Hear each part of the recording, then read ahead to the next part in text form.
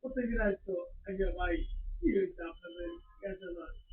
আমি কই আপনি ব্যালেন্স দিবেন আমি নিব না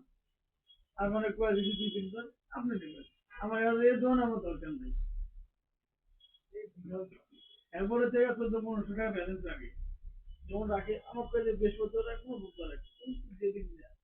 বুধবারে নেই বুধবারে 1000 দিব আমার তো আর ওরকম পেল না আমি এসে আপনার ওই করবো 1000 দেন ওর টাকা নেওয়া লাগবে আমার সেদিন এদিন তো আসি গেছে করতে কি ব্যালেন্স ছিল দীপ্ত ভাই বলে ব্যালেন্স তো জিরো তো বেশ না কি করবেন কি করবো না আমার কাছে মধ্যে শিবাই রাগ করে গেছে তো আমারটাকে নিবেন 100 দাও দাও আমি কি তোমার দোয়াইবো ভাবে থাকি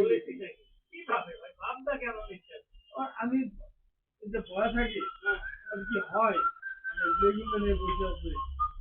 তোমার একটা কিছু নাই গুলাম আলী মাল্লা বলে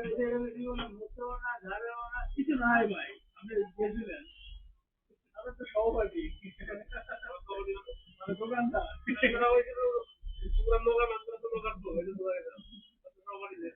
সহপাঠী মানে দোকানদার না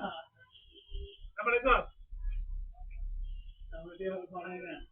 আমরা ঝাড়ি যাই ঘরে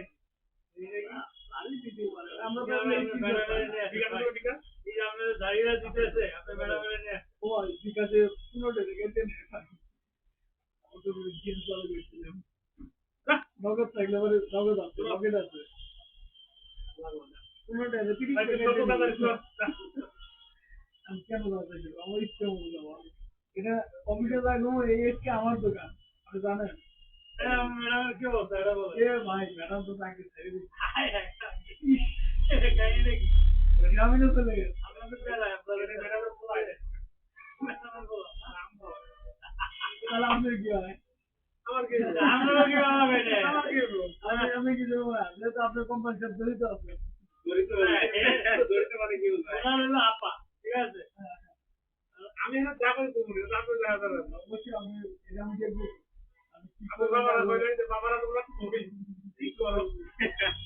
ওই কি রে এই নামে কি সন্তান দিতে হচ্ছে আমার কি এই ম্যাডাম নাই